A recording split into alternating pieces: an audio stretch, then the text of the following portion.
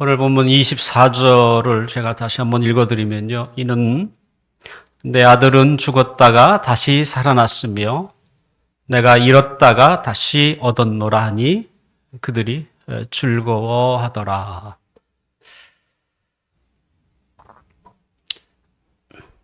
생명초 천예배에 많은 사람들을 초대했지만 그 초대에 기꺼이 기쁨으로 응답하신 분은 그렇게 많지 않습니다. 본래 생명을 주는 곳에는 그렇게 많은 사람이 오지는 않습니다. 그래도 하나님이 귀한 영혼들을 보내주신 것에 감사하고 특별히 하나님이 우리에게 주시는 말씀을 통해서 하나님이 우리를 어떻게 어떤 모습으로 어떤 모양으로 사랑하시는지를 함께 느꼈으면 좋겠습니다. 어느 추운 겨울날이었습니다. 워싱턴 DC역에서 바이올린 연주자가 연주를 하고 있었습니다. 많은 사람들이 바쁜 걸음 때문인지 연주자를 보는 둥 마는 둥 하고 그냥 지나쳤습니다. 또 그들 중에 한 여성은 그가 연주하는 음악에는 관심도 없고 주머니에서 1달러의 지폐를 케이스에 넣고 지나갔습니다. 그가 누구인지 또 그가 들려주는 그 음악의 뛰어남이 얼마나 대단한지 유심히 살펴보거나 또 들으려고 하는 사람은 거의 없었습니다.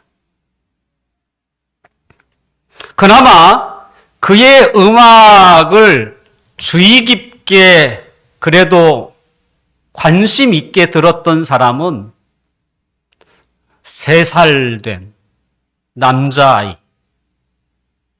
그나마 그 중에서도 그 자리에 가장 오래 있었던, 하지만 그 3살 된 남자아이도 바쁜 엄마가 재촉하는 바람에 그리 오래 있지는 못했습니다. 그는 1시간 동안 연주를 했습니다. 조금이나마 그에게 관심을 가졌던 사람은 6명이었습니다. 그가 누구인지 아십니까? 세계에서 가장 재능 있는 바이올리니스트 중 한 사람인 조시와 벨이라는 사람입니다. 그가 연주한 악기는 바이올린은 3억 원짜리입니다. 3억이 아니라 30억. 그리고 불과 이틀 전에 보스턴에서 그는 바이올린 콘서트를 열었습니다. 가장 싼 티켓이 13만 원이었습니다. 그럼에도 불구하고 매진이었어요. 세계적인 바이올리스트. 그런데 정작 워싱턴 DC역에서 그가 연주를 하자 아무도 그 연주에 귀를 기울이는 사람이 없어요. 세계에서 가장 재능이 있다는 이 바이올리니스트가 바로 코앞에서 연주하고 있음에도 눈치채지 못하는 많은 사람들. 그것도 무료로. 혹시 우리도 늘 가까이에서 애타게 기다리는 누군가의 사랑을 지나치고 있지는 않은지. 오늘 본문에는 가장 아름다운 그 사랑을 느끼지 못하는 두 아들이 소개되어 있습니다. 오늘 본문에 등장하는 인물은 아버지, 그리고 두 아들입니다. 첫째 아들, 둘째 아들. 이 아버지는 두 아들을 끔찍히 사랑했습니다. 흔히 가정에서 어머니의 사랑이 좀 유별나죠. 표도 좀 많이 나고. 그에 비해서 아버지의 사랑은 좀 과묵한 편입니다. 표현이 다른 거지 사랑하지 않는 것은 아니죠. 큰 아들은 자나깨나 일에 빠져 있습니다. 아마 열심히 일하는 것이 큰 아들의 의무라고 생각하는 것처럼 아버지는 쉬지 않고 일하는 큰 아들을 바라볼 때마다 늘 안타까운 마음을 가지고 있었어요. 애야, 조금 쉬면서 일하거라. 아빠는 내가 밤낮으로 일하는 것을 그렇게 기뻐하지 않는단다. 일도 해야 하지만 적당히 하고, 그리고 네가 살아야 할 인생에 대해서 나와 좀 진지하게 대화도 하고, 때로는 일보다도 더 중요한 가치 있는 일이 많이 있을 텐데 그것도 좀 찾아보려구나. 아빠는 내가 행복했으면 좋겠어. 그리고 좀 더 가치 있는 일을 하면서 보람을 느꼈으면 좋겠어. 그것이 아빠가 너에 대한 바람이란다. 이 큰 아들에 대한 그 아버지의 사랑스러운 말도 큰 아들에게는 들려지지가 않았습니다. 아빠는 몰라서 그런 게. 아빠가 살던 시대와 내가 지금 살고 있는 이 시대는 달라. 그러니까 적당히 일하면서 살 수 있는 세상이 아니라는 거죠. 누구보다도 경쟁에서 이기려 하면 남보다 뛰어야 한다는 것이 큰아들의 생각이었습니다. 그렇다고 이 아빠가 가난한 아빠가 아니에요. 얼마 후에 분명 아버지도 돌아가실 때가 있을 텐데 그러면 자신에게 받을 그 유산 그것도 엄청난 돈이었어요. 그럼에도 불구하고 큰아들은 그날도 일을 하기 위해서 들판으로 나갔습니다.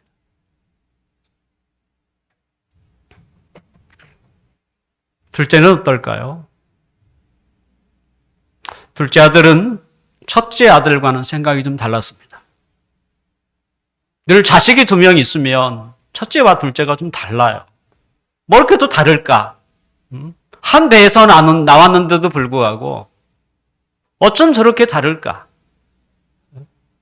뭐 저희 자식도 큰아들과 둘째 아들, 막내 아들이죠. 몸부터 달라요. 얼굴도 달라. 같은 형제라고 이렇게 누가 말하지 않으면 쉽게 알지 못하는.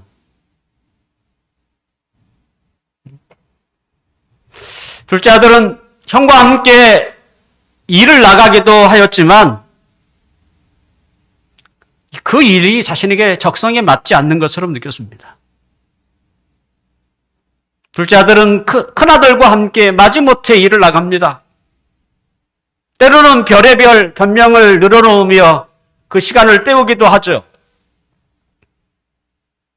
그러면서 그는 마음속으로 내가 언젠간 때가 되면 돈을 조금 모아서 인생을 좀 즐기고 싶다. 이런 생각을 늘 가지고 있었습니다. 그리고 이때다 싶어서 아버지에게 찾아갔습니다. 그리고 부탁을 드렸어요. 자신이 받을 유산을 미리 좀 땡겨달라는 거였습니다. 아직 죽지도 않는 아버지에게 유산을 청구하는 것은 그것은 아버지가 죽기를 바라는 거 아니겠습니까? 아버지는 둘째가 어떤 성격을 가졌는지 너무나 잘 알고 있어요. 그는 매일 조르는 둘째 아들에게 결국 유산을 주게 됩니다. 둘째 아들은 자신이 모은 것과 아버지로부터 받은 유산을 가지고 아예 먼 나라로 갔습니다. 그 나라에 가면 즐길 거리가 너무 많다는 것을 누군가로부터 들었어요. 그래서 늘 일하면서도 그 즐길 거리가 있는 그 나라를 종종 바라보기도 했습니다. 이제 소원이 성취되었습니다. 그는 주머니에 두둑하게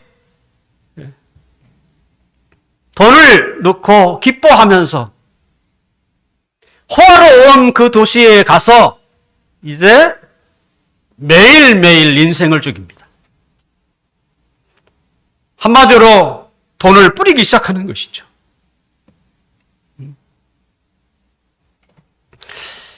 넉넉한 주머니도 매일매일 그죠?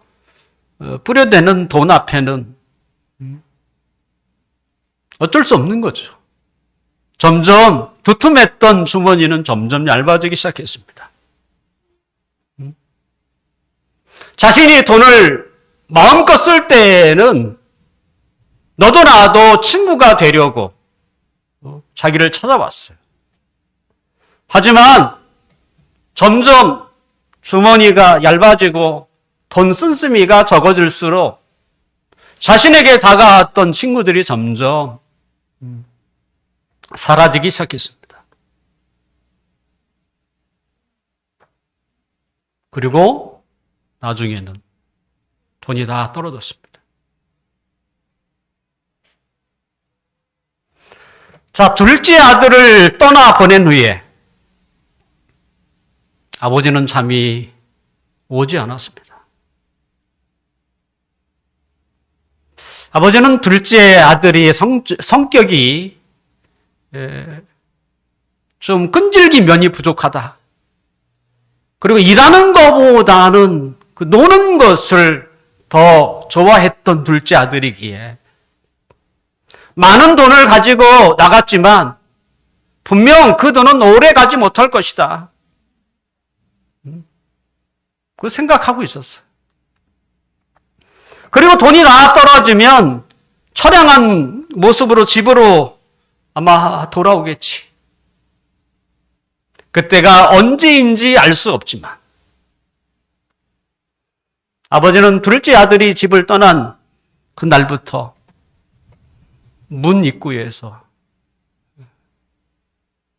기다렸습니다. 가끔은 먼 발치에서 누군가가 다가오면 혹시 둘째 아들은 아닌가?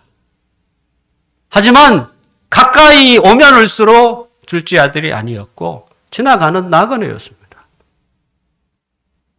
더군다나 그 옷도 초라하지 않았던 것이지요. 둘째 아들의 모습이 나타나지 않으면 않을수록 그 아버지의 속은 타들어갔습니다. 지금쯤이면 돌아올 때가 되었는데 아버지는 혼자 이렇게 중얼거립니다. 지금쯤이면 가진 돈 다 사용하였을 텐데 어떻게 살고 있을까? 아들아, 돌아오기만 해도 혹시 나쁜 사람 만나서 죽지는 않았겠지. 거짓골로 와도 괜찮다. 제발 집으로 돌아오기만 해도. 너는 내 아들이니까. 아들아, 제발 집으로 돌아오라. 혼자 이런 중얼거리며 아들을 기다리고 있었습니다. 둘째 아들은 이런 아버지의 마음을 아는지 가진 돈이 다 떨어지자 그는 무엇을 해야 할지 알 수 없었습니다. 더군다나 마침 그 나라에 큰 흉년이 들어왔습니다. 이제 밥을 먹는 것도 쉬운 일이 아니었습니다. 누구 하나 그에게 밥을 주는 이도 없었습니다. 그는 밥이라도 먹겠다고 일거리를 찾았어요. 그리고 겨우 찾은 일이 뭐냐면 들판에 돼지를 치는 일이었습니다. 그는 그 들판에서 돼지를 치면서 돼지가 먹는 열매를 바라보면서 저거라도 좀 실컷 좀 배불리 먹었으면 좋겠다. 그런 마음을 품고 있지만 그것마저 주는 사람이 없었습니다.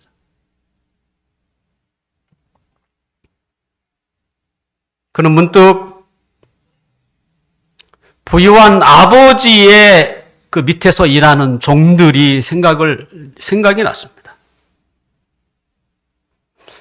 내가 차라리 여기서 들판에서 돼지를 치우면서 겨우 죽지 않을 만큼 밥을 먹고 있느니 차라리 아버지에게 찾아가서 용서를 빌고 아버지의 종이 되게 해달라고 부탁을 하자. 그리고 그가 집을 향해서 갑니다. 누더지 같은 옷을 입고 초라한 행세를 가지고 집으로 돌아가는 그의 발걸음은 한없이 무거웠습니다. 그래도 가야 한다. 본래 그 나라로 가라 할 때는 그렇게 가벼웠고 기뻤지만 이제 집으로 돌아가는 길은 너무나 힘겨운 길이었습니다. 이제 집 가까이 오게 되었습니다. 멀리 집이 보일 때에 누군가 집 앞에서 기다리는 것을 그는 보았습니다. 그리고 가까이에서 봤더니 그건 아버지였습니다. 아버지도 마찬가지였어요. 멀리서 걸어오는 그 모습이 둘째 아들인 것을 알아보았습니다. 아버지는 둘째 아들을 보자 그를 불쌍히 여기며 목을 안고 입을 맞춥니다.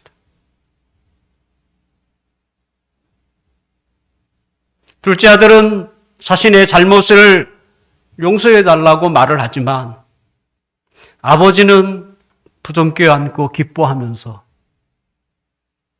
그 말에 신경도 쓰지 않고 종들을 부릅니다.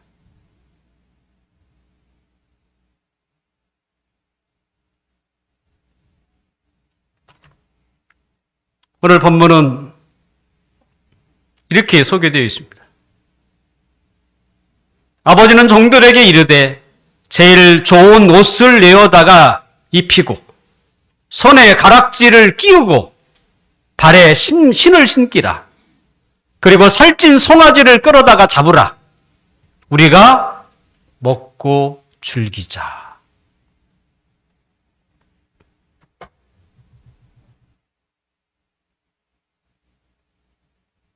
결국 아버지는 둘째 아들을 어떤 잘못을 범했든지 무조건 둘째 아들을 용서해 준 거죠. 그리고 잔치를 벌인 거죠. 한국의 부모라면 저라면 그렇게 했겠어요? 내가 그럴 줄 알았다. 잔치는커녕. 근데 오늘 본문에서 만나는 이 아버지는 다른 아버지였어요. 잔치를 벌이고 풍악을 울리게 하고. 왜요? 그것은 죽었다고 생각했던 아들이었기 때문에, 잃어버렸다고 생각했던 아들을 얻었기 때문에 아버지는 매우 기뻐했고 그 기쁨을 종들과 함께 나누었습니다. 종들도 아버지가 둘째 아들을 얼마나 기다리고 있었는지를 너무나 잘 알아요.